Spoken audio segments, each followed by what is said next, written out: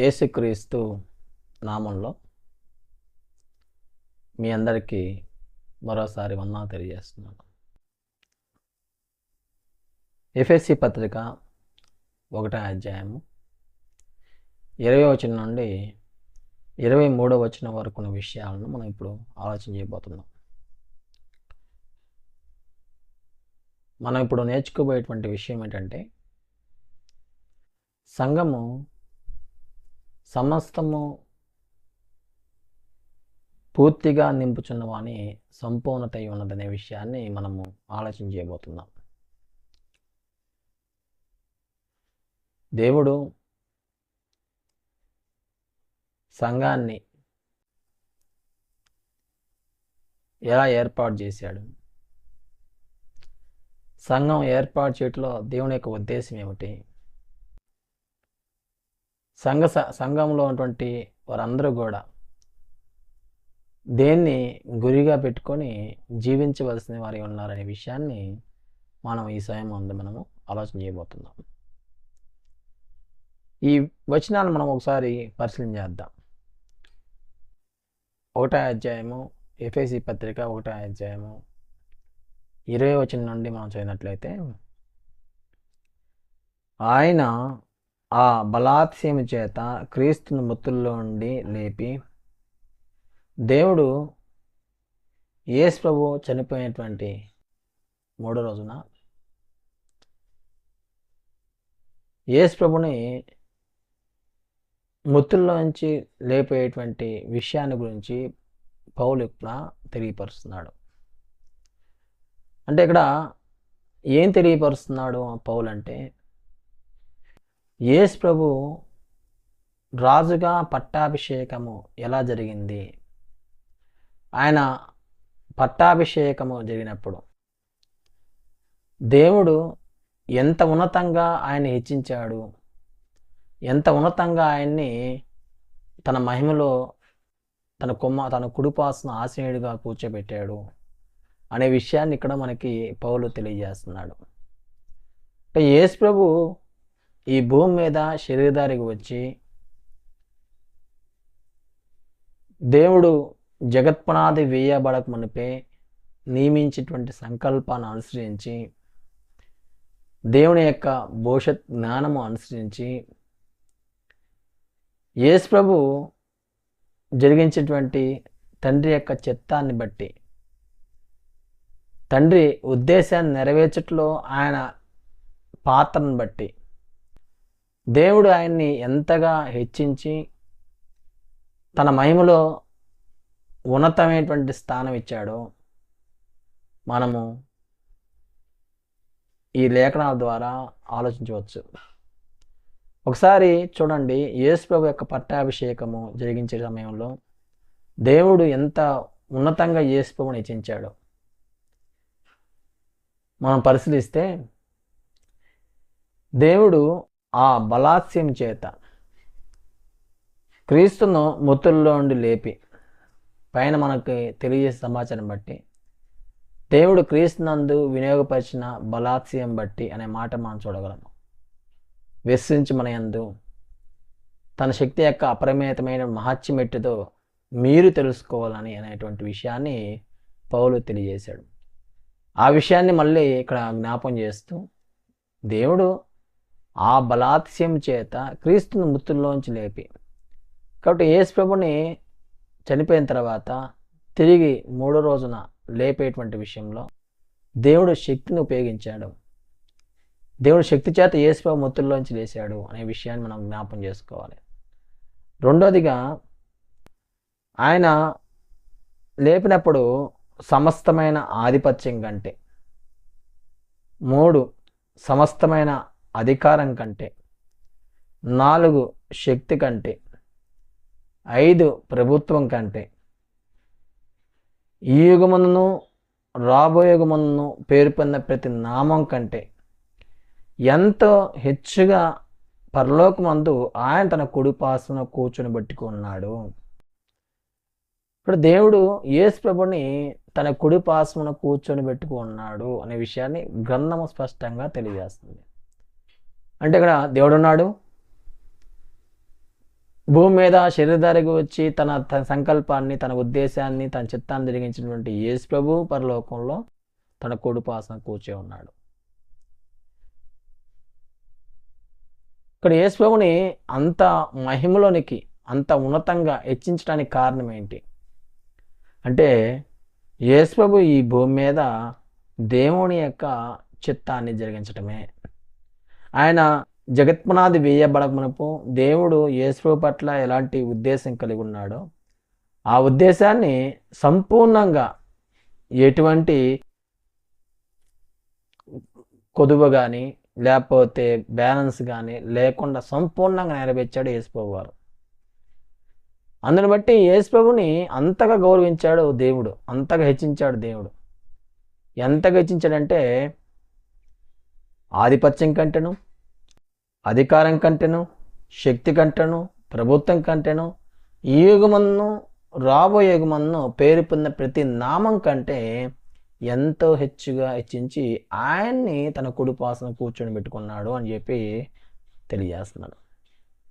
యేసు ప్రభు ఆరోహణమైన తర్వాత పెంతెకోస్తు పండుగ దినాన పేతురు అక్కడికి వచ్చినటువంటి భక్తిగల యూదులందరికీ ప్రసంగం చేసినప్పుడు 3000 మంది బాప్తిసం పొందారు.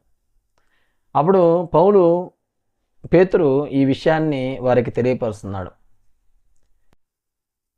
మీరు సిలువ వేసినటువంటి ఈ యేసునే దేవుడు ప్రభువుగాను క్రీస్తుగాను నియమించును అని 36వ వచనంలో 2వ అధ్యాయము అపోస్తలుల 2వ అధ్యాయం 36వ వచనంలో తెలియపరుస్తున్నాడు.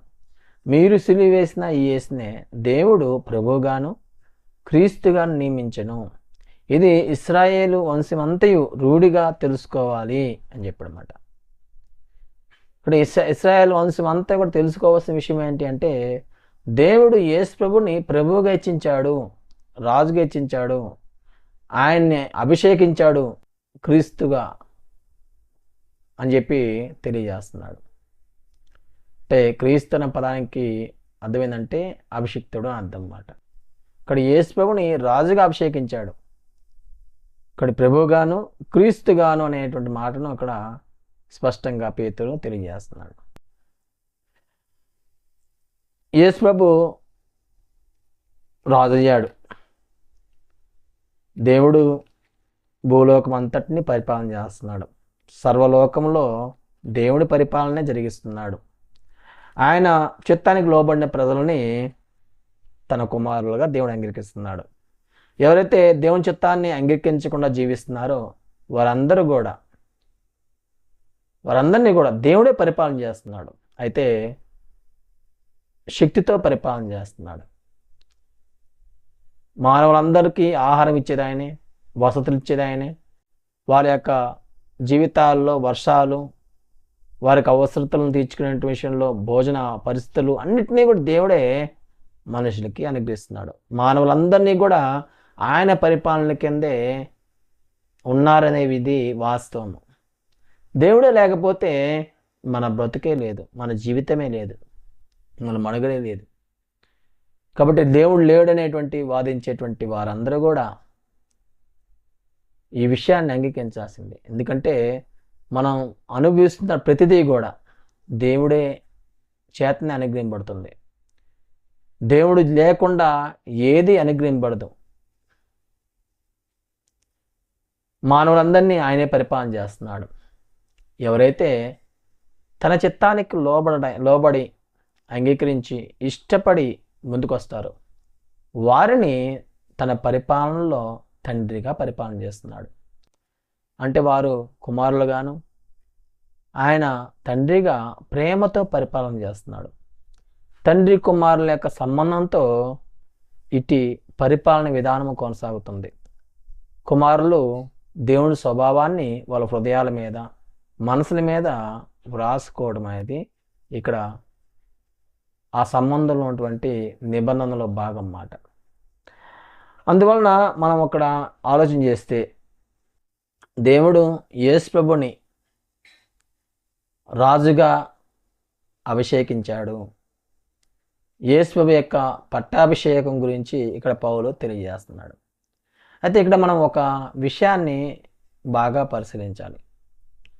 చాలామందికి ఉన్నటువంటి ఒక ఆలోచన ఏంటంటే,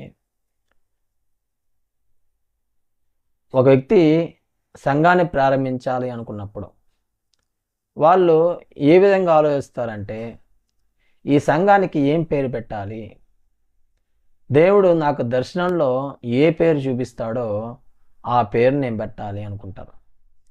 లేదా కళ్ళలో ఏ పేరు దర్శనం చూపిస్తాడో ఆ పేరు పెట్టాలి. లేదా వాళ్ళు అనుసరించేటువంటి నాయకులు పెద్దవారు ఉంటారు, బిషప్లు, పాస్టర్లు, పెద్ద పెద్ద లోకంలో మత బోధకులుగా ఉన్నటువంటి వారు బట్టి వారు ఏ పేరైతే అనుసరిస్తూ ముందుకు వెళ్తారో వారు అనుసరించేటువంటి ఆ పేరునే వీళ్ళు కూడా అనుసరించడానికి ప్రయత్నం చేస్తారు. ఈ విధంగా మనుషులకి సంఘము అనేటువంటి ఇది పేరును పెట్టుకునేటువంటి విషయంలో వారు అనుసరించేటువంటి పద్ధతులు ఈ విధంగా ఉన్నాయి. ఇది లేఖనానుసారమైందా లేఖనానుసారం కాదనేది మొదటగా మనం గ్రహించాలి. చాలామంది ఇది లేఖనానికి సంబంధం ఉందా లేదా అనేది ఎవ్వరూ ఆలోచించరు. ఆ రోజు అపోస్తల కాలంలో సంఘానికి పేరు పెట్టేటువంటి విషయంలో, నామాన్ని ధరింపజేసే విషయంలో వారు దర్శనాల రూపంలో కానీ కళల రూపంలో కానీ లేదా వారికి ఉన్నటువంటి అపోస్తలు అనుసరించినటువంటి వాళ్ళ తప్పుడు బోధల వల్ల కొన్నిసార్లు అపోస్తలు ఆ వేషం వేసుకొని కొంతమంది వచ్చారు. ఆ రోజుల్లో కూడా కొరింథీ సంఘంలో కొంతమంది ఉన్నారు. కాబట్టి ఆ అపోస్తలు వేషం వేసుకుని వచ్చిన వాళ్ళందరూ ఈ విషయంలో కొంతమంది అనుసరించేటువంటి పరిస్థితులు కూడా ఏర్పడ్డాయి. అంటే ఇక్కడ మేము నేర్చుకోవాల్సినటువంటి విషయం ఏంటంటే, సంఘము ఏ నామంతో పిలువబడాలి అనేది మనం అక్కడ ఆలోచించాలి. ఈరోజు అనుకుంటున్నటువంటి రీతిగా దర్శనాల రూపంలోనో కళల రూపంలోనో లేకపోతే మత నాయకుల యొక్క వాళ్ళు అనుసరించేటువంటి నామంలోనో సంఘాలకి పేరు పెట్టడం అనేది సరైనది కాదు. ఎందుకంటే దేవుడు ఎంత మహోన్నతంగా ఆలోచించాడంటే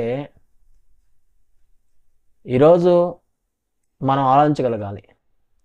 ఇక్కడ స్పష్టంగా చెబుతున్నాడు అపోస్తలుడైన పౌలు, ఈ యుగమందును మాత్రమే గాక రాబోయే యుగమందును పేరు పొందిన ప్రతి నామం కంటే ఎంతో హెచ్చుగా పరలోకమందు ఆయన తన కుడిపాసన కూర్చుని పెట్టుకున్నాడు.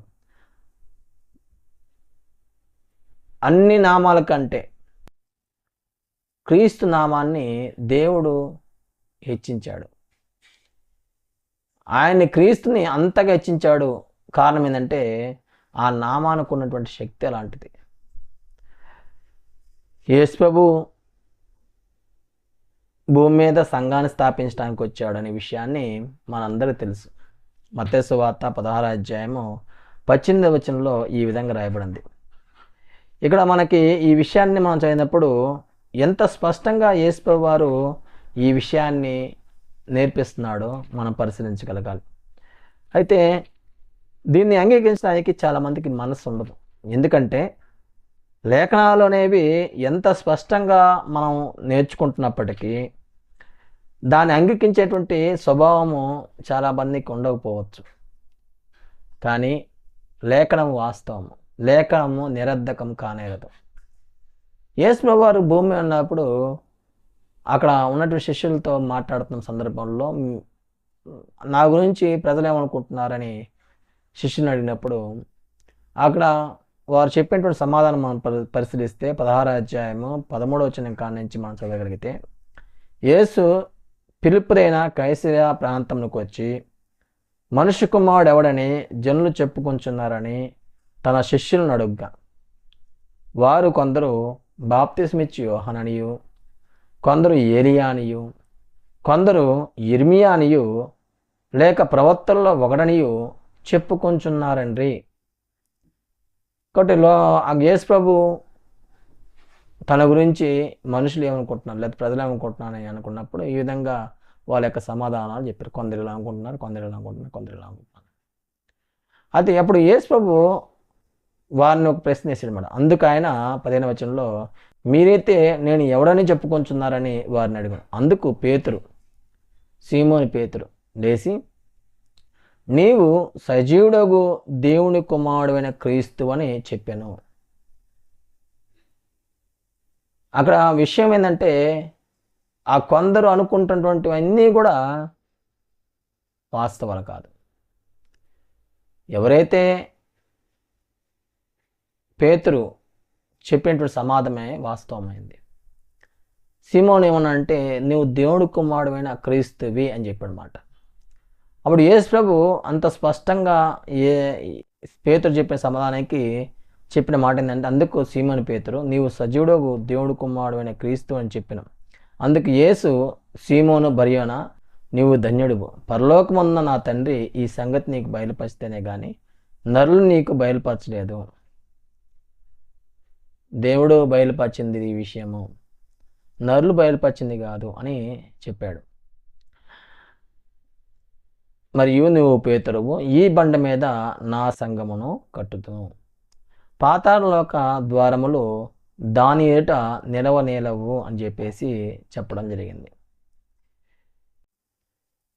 నా సంఘమును కడతాను అని యేసు ప్రభువు చెప్పినటువంటి ఈ మాట మనం అంగీకరించాలా, అంగీకరించకూడదని ఆలోచిస్తే ఖచ్చితంగా అంగీకరించాలి. ఎందుకంటే సంఘాన్ని ఎవరు నామకరణం చేశారు అంటే, దేవుడే నామకరణం చేశాడు. దేవుడే ఆ సంఘానికి పేరు పెట్టాడు. వేరే పేరు పెట్టవలసిన అవసరం లేదు. ఇంకా దర్శనాల రూపంలో మరొక పేరు దేవుడు సూచించడు, లేదా కళల రూపంలో వేరే పేరు దేవుడు సూచించడు. మనుషులు అనుకున్నట్టుగా మత బోధకులను బట్టి పేరు నిర్ణయించకూడదు. కాబట్టి దేవుడు ఏదైతే నియమించాడో, ఏదైతే తన కుమారుని యొక్క పేరును దేవుడు నియమించాడో, ఆ కుమారుని యొక్క నామంతో ఆ సంఘము పిలబడాలని, అది లోకంలో ఆ గుర్తింపుతో బ్రతకాలని దేవుడికి ఆశించాడు. అది వాస్తవమైన విషయం. నా సంఘమును కడతానని యేసు చెప్పాడు. నా సంఘం అంటే వేరే వేరే సంఘాలతో నామంతో కూడినటువంటి పేర్లు కాదు. క్రీస్తు అనేటువంటి నామంతో సంఘము పిలువబడాలి అనేది వాస్తవం. ఈ విషయాల్ని తెలుసుకోవడానికి గ్రంథం చాలా విషయాలు నేర్పిస్తుంది. సంఘం క్రీస్తుది, సంఘానికి శిరస్సు క్రీస్తు అని ఎఫెసీకి పౌలు రాసినప్పుడు ఆ విషయంలో పౌలు చాలా స్పష్టంగా తెలియజేశాడు. వారికి ఈ విషయాలు తెలియదా? తెలుసు. కానీ వారికి ఆ విషయాలని జ్ఞాపకం చేస్తున్నాడు. దేవుడు యేసుని రాజుగా అభిషేకించి ఆ రాచరికం కింద సంఘం యొక్క పనిని, సంఘం యొక్క గురిని ఏ విధంగా దేవుడు నిర్దేశించాడో, ఏ విధంగా ఆ గురిలో వారు ఎదగడానికి కావాల్సినటువంటి పరిస్థితులు ఏర్పాటు చేశాడో మనం చూడగలము. అందుకే ఇక్కడ మనం చూసినప్పుడు, మరియు సమస్తం ఆయన పాదముల కింద ఉంచి సమస్తం పైన ఆయన సంఘానికి శిరస్సుగా నియమించాడు. కాబట్టి సంఘానికి శిరస్సు ఎవరంటే క్రీస్తు. ఈడ చాలామంది దీన్ని ఈ లోకంలో వ్యతిరేకిస్తున్నారు. ఎందుకు వ్యతిరేకిస్తున్నారు అంటే, ఇది లేఖనానుసారమైందా కాదా అంటే లేఖనానుసారమైంది అని ఒప్పుకుంటారు. కానీ ఆ లేఖనానికి విధేయత చూపించడం అనేది చాలా కష్టంగా ఉంది వారికి. కళల రూపంలో, దర్శనాల రూపంలో, లేదా ఒక మత నాయకుడి రూపంలో పేర్లు పెట్టుకోవడము గొప్పదా? దేవుడు నిర్ణయించినటువంటి నిర్ణయాన్ని బట్టి తన కుమారుని తన కుమారుని ద్వారా ఏర్పాటు చేసినటువంటి సంఘముకి ఆ పేరు పెట్టడం ఖచ్చితమైనటువంటి విషయమా అనేది మనం పరిశీలించుకోగలగాలి. అయితే ఇది చాలామందికి అయిష్టమే. ఇష్టపడటం అనేది లేఖనం అనుసరించి ఉంటుంది. మనం లేఖనం ఇష్టపడితే ఇష్టపడిన దాన్ని బట్టే జీవించడానికి ప్రయత్నం చేస్తాం. లేఖనము వేరుగా ఉంటే మనం కూడా ఆలోచించవచ్చు, లేఖనానికి వేరుగా మనం ఆలోచించవచ్చు. మనం పరిశీలిస్తే ఎఫెసీలో సంఘ సభ్యులకు ఎంత స్పష్టంగా తెలియజేస్తున్నాడు. కొన్ని విషయాలను పౌలు తెలియజేస్తూ భార్యాభర్తల యొక్క సంబంధాన్ని, క్రీస్తుకు సంఘానికి ఉన్న సంబంధాన్ని తెలియపరుస్తూ ఈ రెండింటిని జత చేసి దేన్ని గురిగా చేసుకొని పౌలు మాట్లాడాడు కూడా ఆ విషయాన్ని తెలియజేశాడు. ఏంటంటే 5వ అధ్యాయము 32వ వచనంలో ఈ విషయాన్ని తెలియపరుస్తున్నాడు.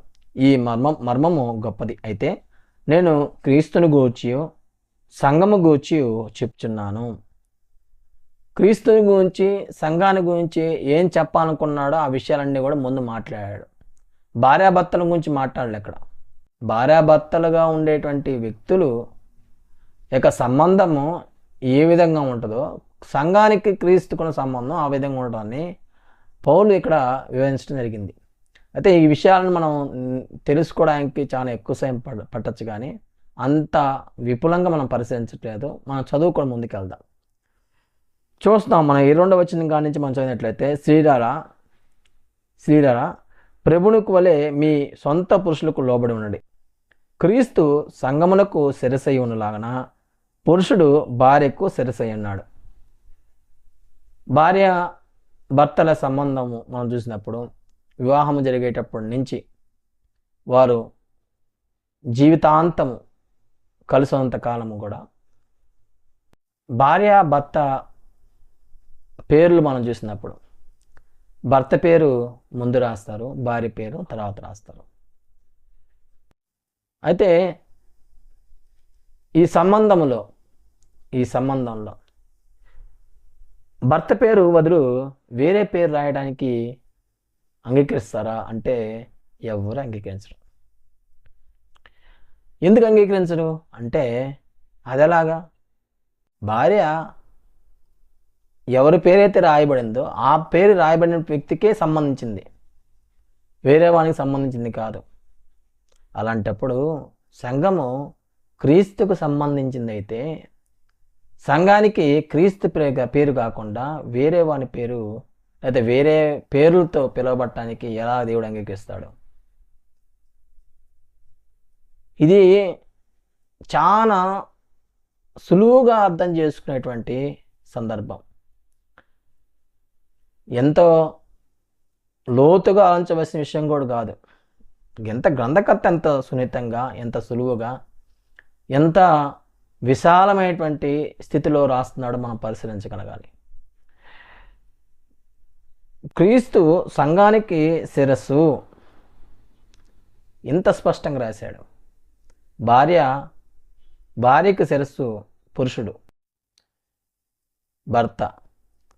సంఘానికి శిరస్సు క్రీస్తు. సంఘము క్రీస్తే శరీరములకు రక్షకుడై ఉన్నాడు. భార్యను రక్షిస్తాడు పురుషుడు. అలాగే సంఘాన్ని రక్షించేదవరంటే క్రీస్తు అని చెప్పాడు. సంఘము క్రీస్తుకు లోబడినట్టుగా భార్యలు కూడా ప్రతి విషయంలో తమ పురుషులకు లోబడవలను.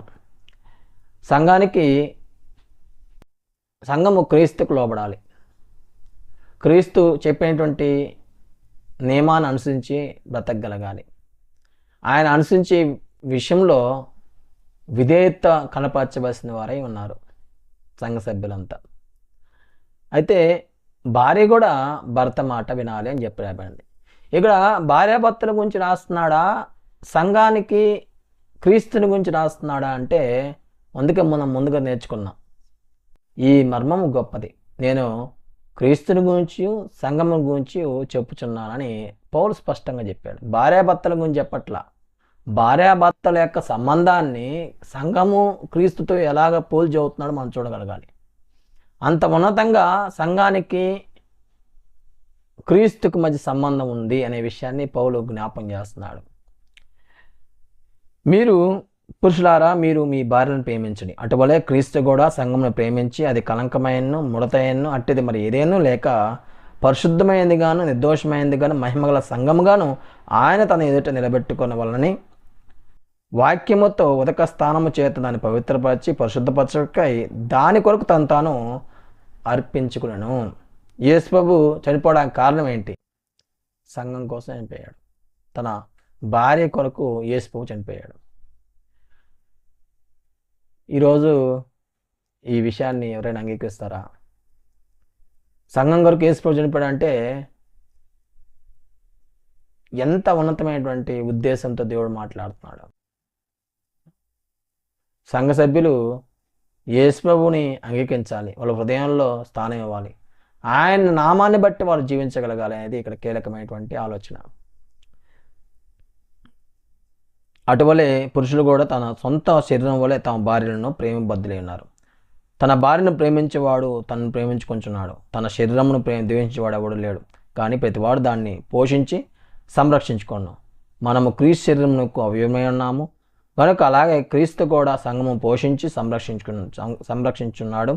ఈ హేతువు చేత పురుషుడు తన తండ్రిని తనని విడిచి తన భార్యను హత్తుకొను, వారిద్దరూ ఏక శరీరమగుదురు.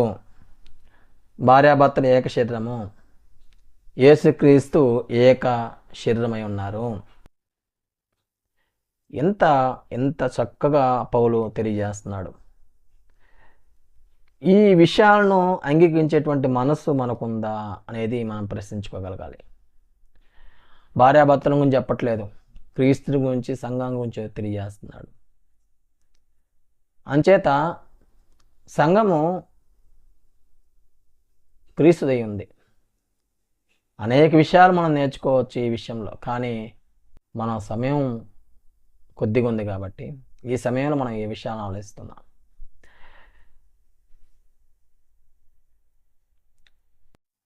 ఆయన సంఘమునకు 23వ వచనం మనం చూసినప్పుడు, ఆ సంఘము ఆయన శరీరము, సమస్తము పూర్తిగా నింపుచున్నవాని సంపూర్ణత ఉంది. సంఘము ద్వారా ఏం జరగాలి అంటే సంఘంలో దేవుని యొక్క సంపూర్ణత కొనసాగాలి, యేసు ప్రభు యొక్క సంపూర్ణత కొనసాగాలి. అందుకే యేసు ప్రభు నందు సంపూర్ణలు అవ్వాలని పౌలు తెలియజేస్తున్నాడు. 4వ అధ్యాయము 11, 12 వచనం మనం చదివినప్పుడు, మనందరము అనగా సంఘంలో సభ్యులందరూ కూడా విశ్వాసం విషయంలో, దేవుని కుమారుని గురించిన జ్ఞానం విషయంలో ఏకత్వం పొందాలి. ఇక్కడ సంఘంలో 2 పనులు జరగాలి. ఒకటి, విశ్వాసము ఏకత్వం కలిగి ఉండాలి అందరిలో కూడా. 2, దేవుని కుమారుని గురించిన జ్ఞానము ఏకత్వంగా కలిగి ఉండాలి. ఈరోజు సంఘం యొక్క సభ్యుల విషయంలో ఇలాంటి మనసు ఉందా అంటే ఒకసారి మనం పరిశీలించుకోగలగాలి. అందరి విశ్వాసం ఒకేలాగా ఉండాలి. అందరూ దేవుని కుమారుని గురించి జ్ఞానము ఎరిగిన వారిగా ఒకే స్థితిలో ఉండగలగాలి. ఎప్పుడైతే ఈ స్థితిలో వాళ్ళు కలిగి ఉంటారో వారు సాధించేది ఏంటంటే సంపూర్ణ పురుషుల వరకు, అనగా క్రీస్తు సంపూర్ణతకు సమానమైన సంపూర్ణత కలవారి వరకు ఆయన ఇలాగ నియమించెను. ఒకటి, క్రీస్తు యొక్క సంపూర్ణతకు సమానమైన సంపూర్ణత గలవారుగా సంఘము ఎదగాలి. సంఘము సమస్తము పూర్తిగా నింపుచున్న వాని సంపూర్ణత అంటే అర్థం ఏంటంటే సమస్తమును పూర్తిగా నింపుతుంది ఎవరంటే దేవుడు. ఆయన కుమారుడు యేసుక్రీస్తు ప్రభు అన్నిటినీ కూడా దేవుని యొక్క చిత్తాన్ని జరిగించే విషయంలో సంపూర్తి చేస్తున్నాడు. కాబట్టి దేవుని స్వభావాన్ని లేకపోతే క్రీస్తు యొక్క స్వభావాన్ని మన జీవితాల్లో కలిగి ఉన్నప్పుడు ఆ సంఘము సంపూర్ణత వైపు వెళ్తుంది అనే విషయాన్ని పౌలు తెలియజేస్తున్నాడు. కాబట్టి సంపూర్ణ పురుషులు అగుటం అంటే అర్థం ఏంటంటే క్రీస్తు కలిగిన సంపూర్ణతకు సమానమైన సంపూర్ణత.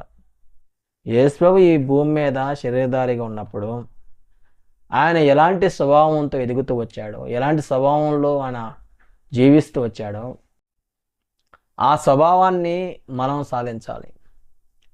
అందుకే పేతురు రాసినటువంటి మొదటి పత్రికలో చెప్పబడిన రీతిగా మనము తన అడుగు జాడులందు నడుచుకున్నట్లు మనకి మాదిరి ఉంచిపోయాను అనే విషయాన్ని మనం చదువుతాం.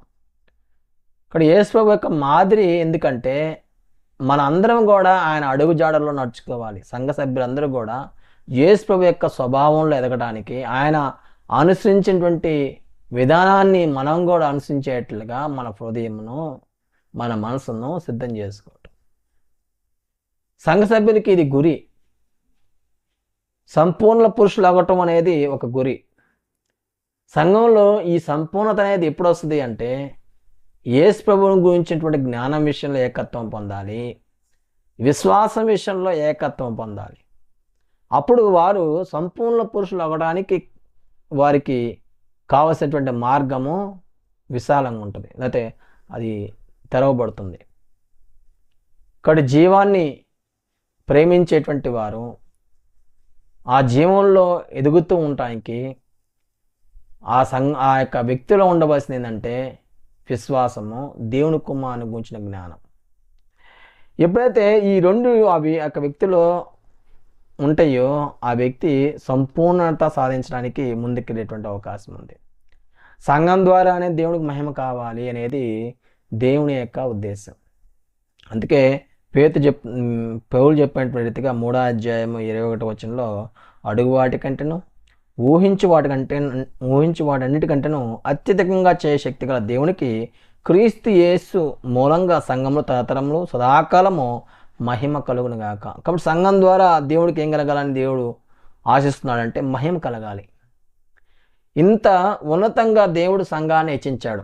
యేసు ప్రభుని సంఘానికి శిరస్సుగా రాజుగా ఎందుకు నియమించాడు అంటే సంఘము క్రీస్తుని ధరించాలి. సంఘంలో ఉన్నటువంటి ప్రతి వ్యక్తి కూడా సంపూర్ణత వైపు వెళ్ళడానికి వారి విశ్వాసము, దేవుని కుమారుని గురించిన జ్ఞానంలో అభివృద్ధి చెందాలి, ఏకత్వంతో అభివృద్ధి చెందాలి. అప్పుడు వాళ్ళు సంపూర్ణ పురుషులు అవ్వడానికి కావాల్సినటువంటి జ్ఞానము వారిలో అభివృద్ధి చెందుతుంది, జీవంలో ఎదుగుతూ ఉంటారు. యేసు ప్రభువుకి సంపూర్ణతకు సమానమైనటువంటి సంపూర్ణతలోకి ఎదిగేటువంటి అవకాశము ఉంటుంది. ఇది సాధించటమే సంఘం సభ్యుల యొక్క గురి. యేసు ప్రభు సంఘాన్ని స్థాపించింది అందుకోసమే. ఏదో ఒక మతంగా లేదా ఒక వ్యవస్థగా మనకి యేసు ప్రభు ఒక దేవుడుగా ఉన్నాడనేటువంటి గుర్తింపుగా కాదు. దేవుడు స్థాపించినటువంటి సంఘానికి ఒక గురి ఉంది, ఒక ఏర్పాటు ఉంది, ఒక ఉద్దేశం ఉంది. యేసు ప్రభు స్వభావంలో వారు ఎదగగలగాలి. వాళ్ళ హృదయాల్లో, మనసుల్లో పరిశుద్ధాత్ముడు జీవనియమాలు రాసేటట్లుగా వాళ్ళు అంగీకరించగలగాలి, వాళ్ళు ఇష్టపడగలగాలి. వాళ్ళ హృదయాలు దానికి అనుకూలంగా వారు ప్రవర్తించడానికి ముందుకు రాగలగాలి. ఇది అంత ఒక్క రోజులో జరిగే పరిణామం కాదు, లేకపోతే 10 రోజుల్లో పరిణామం కాదు. జీవితాంతము కూడా ఇది సాధిస్తూనే ఉండగలగాలి. ఈ శరీరంలో ఉన్నంతకాలము మంచిని చేయటం ఇష్టపడుతూ చెడుని అసహించుకునేటువంటి తత్వాన్ని మెరుగుపరుచుకోగలగాలి. ఇది స్వభావంలో ఎప్పుడూ కలిగి ఉండవలసినటువంటి నిత్య కృత్యంగా ఉండగలగాలి, ఒక అలవాటుగా ఉండగలగాలి. అందువలన ఒకసారి మనం ఆలోచించాలి. సంఘము సమస్తము పూర్తిగా నింపుచున్న వాని సంపూర్ణతగా ఉంది. ఇక్కడ సంఘం యొక్క పని, సంఘం యొక్క గురి, సంఘం యొక్క ఉద్దేశం ఏమిటో మనం అర్థం చేసుకోగలగాలి. సంఘం అంటే ఒక కులానికో, ఒక మతానికో, ఒక వర్గానికో, ఒక జాతికో సంబంధించింది కాదు. ఈ భూలోకం అంతటిని దేవుడు క్రీస్తులో ఏర్పాటు చేసుకునేటువంటి ఒక కార్యక్రమాన్ని ఏర్పాటు చేశాడు. అయితే అందరూ దీంట్లో రావడానికి ఇష్టపడలేదు. కారణం ఏంటంటే సాతాను వాడిని పరిపాలిస్తున్నాడు. ఇక్కడ క్రీస్తు పరిపాలన అంగీకరించడానికి ఎవరైతే ఇష్టపడతారో, ఆయన రాజ్య నివాసులుగా ఉండడానికి ఎవరైతే ఇష్టపడతారో వారికి ఈ బోధంతా కూడా. కాబట్టి వారు ఈ రాజ్యంలో జీవించి ఏం చేయాలి, ఏం సాధించాలి, ఏది గురిగా పెట్టుకుండాలంటే పిల్లలకి, అనాథకి లేకపోతే విధరాళ్ళకి సహాయం చేస్తూ ఉండటమే ఈ గురా కాదు. లేదా ఒక ఆర్ఫనైజ్ పెట్టడం గురా, లేదా ఒక అన్నదాన కార్యక్రమాలు చేయడం గురా, లేదా ఇంకొక కార్యక్రమాలు మెడికల్ సంబంధించినటువంటి కార్యక్రమాలు చేయడం గురా, లేదా ఇంకో లోక సంబంధంగా మనుషులు అనుసరించేటువంటి పద్ధతులను బట్టి ఇతరులకు సహాయం చేయటము, వారిలో మోటివేషన్ తీసుకురావటం, ఇది ఒక గురా కాదు. సంఘానికి ఉండవలసిన గురి అనేది క్రీస్తు ప్రభు యొక్క సంపూర్ణతకు సమానమైన సంపూర్ణత గల వారుగా తయారు చేయటం. వారు అలాగ సంపూర్ణతలో ఎదుగుతున్నప్పుడు విధవరాలకి సహాయం చేస్తారు, అనాథ పిల్లలకు సహాయం చేస్తారు, లేదా లోకంలో ఇబ్బంది పడుతుంటే వాళ్ళ అవస్థలను గుర్తించి వాళ్ళు సహాయం చేస్తారు. అది వారి వ్యక్తిగత విషయం.